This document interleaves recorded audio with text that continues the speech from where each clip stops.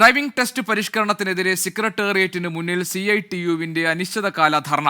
Test ഗ്രൗണ്ടിൽ instructor വേണമെന്ന തീരുമാനം പിൻവലിക്കുക, ടെസ്റ്റുകളുടെ എണ്ണം 60 ഉയർത്തുക തുടങ്ങിയ ആവശ്യങ്ങൾ ഉന്നയിച്ചാണ് പ്രതിഷേധം. ഇപ്പം ഗണേഷ് കുമാർ ചാർജ് എടുത്തിട്ട് ഗണേഷ് കുമാർ പറയുന്നത് ഈ 3 മന്ത്രിമാരെല്ലാം മോശക്കാരാണ്, ഞാനൊരു പുതിയ ലൈസൻസ് കൊടുക്കാൻ പോകുന്നു, അന്തസ്സുള്ള ലൈസൻസ് കൊടുക്കാൻ പോകുന്നു എന്നാണ് അദ്ദേഹം പറയുന്നത്. ഇന്ത്യൻ മോട്ടോർ വാഹന നിയമത്തിൽ പറഞ്ഞിട്ടുള്ളത് ഇൻസ്ട്രക്ടർ ഡ്രൈവിംഗ് സ്കൂളിൽ വേണമെന്നാണ്. നമ്മുടെ ഗതാഗത മന്ത്രി പറയുന്നത് ഇൻസ്ട്രക്ടർ ഡ്രൈവിംഗ് ടെസ്റ്റ് ഗ്രൗണ്ടിൽ വരണമെന്നാണ്. നിയമത്തിൽ ഇല്ലാത്ത കാര്യങ്ങൾ പറഞ്ഞുകൊണ്ടാണ് അദ്ദേഹം ഡ്രൈവിംഗ് സ്കൂളുകളെ ഉപദ്രവിക്കുന്നത്. ഇത് അംഗീകരിച്ചു കൊടുക്കാൻ നമുക്ക് സാധിക്കില്ല. അതുപോലെ നിങ്ങൾക്കറിയാം, ഇൻസ്ട്രക്ടർ ഇല്ലാതെ നേരിട്ട് വരുന്നവർക്ക്, ഡ്രൈവിംഗ് ടെസ്റ്റിന് നേരിട്ട് വരുന്നവർക്ക് എല്ലാ സൗജന്യവും ചെയ്തു കൊടുക്കും. അപ്പൊ അനധികൃത ഡ്രൈവിംഗ് പരിശീലനത്തെ എല്ലാം ഇദ്ദേഹം പ്രോത്സാഹിപ്പിക്കുകയാണ്. ഇദ്ദേഹം ഒരു ഇടതുപക്ഷ ജനാധിപത്യ മുന്നണിക്ക് ഒരു അപമാനമാണ് ഈ മന്ത്രി. MG പ്രതീഷുണ്ട് വിവരങ്ങൾ നൽകാൻ. പ്രതീഷ്, ഈ പ്രതിഷേധത്തിന്റെ മറ്റു വിവരങ്ങൾ എന്തൊക്കെയാണ്?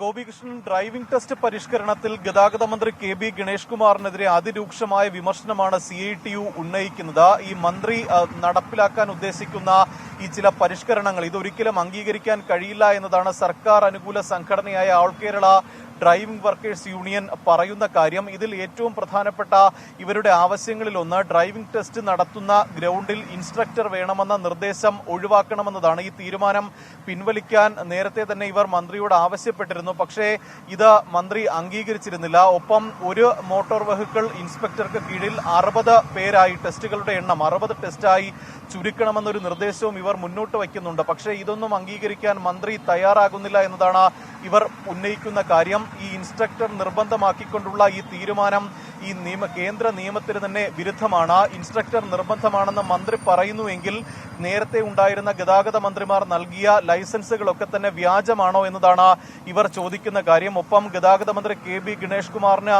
ധാർഷ്ട്യമാണെന്നും മറ്റ് മന്ത്രിമാർ, നേരത്തെ ഉണ്ടായിരുന്ന ഗതാഗത മന്ത്രിമാർ നടത്തിയ ഈ പരിഷ്കരണങ്ങൾ അല്ലെങ്കിൽ ഈ ഡ്രൈവിംഗ് ടെസ്റ്റുമായി ബന്ധപ്പെട്ടുള്ള കാര്യങ്ങളെയൊക്കെ തന്നെ മന്ത്രി ഇകഴ്ത്തിക്കാട്ടുന്നു എന്നുള്ള വിമർശനവും ഇവർ ഉന്നയിക്കുന്നുണ്ട്. എന്തായാലും ഈ തീരുമാനം പിൻവലിക്കുന്നത് വരെ അനിശ്ചിതകാല ധർണയുമായി മുന്നോട്ട് പോകാനാണ് CITU-വിന്റെ തീരുമാനം. ഓരോ ഈ ഡ്രൈവിംഗ് സ്കൂളുകളിലെ ജീവനക്കാർ മാറി മാറിയായിരിക്കും വരും ദിവസങ്ങളിൽ സെക്രട്ടേറിയറ്റിന് മുന്നിൽ സമരമിരിക്കുന്നത്. ഈ ഉത്തരവ് അല്ലെങ്കിൽ ഈ പരിഷ്കാരങ്ങൾ എന്ന് പിൻവലിക്കുന്നോ അതുവരെ സമരവുമായി മുന്നോട്ട് പോകാൻ തന്നെയാണ് ഡ്രൈവിംഗ് സ്കൂൾ വർക്കേഴ്സ് യൂണിയന്റെ തീരുമാനം. ഗോപികൃഷ്ണൻ.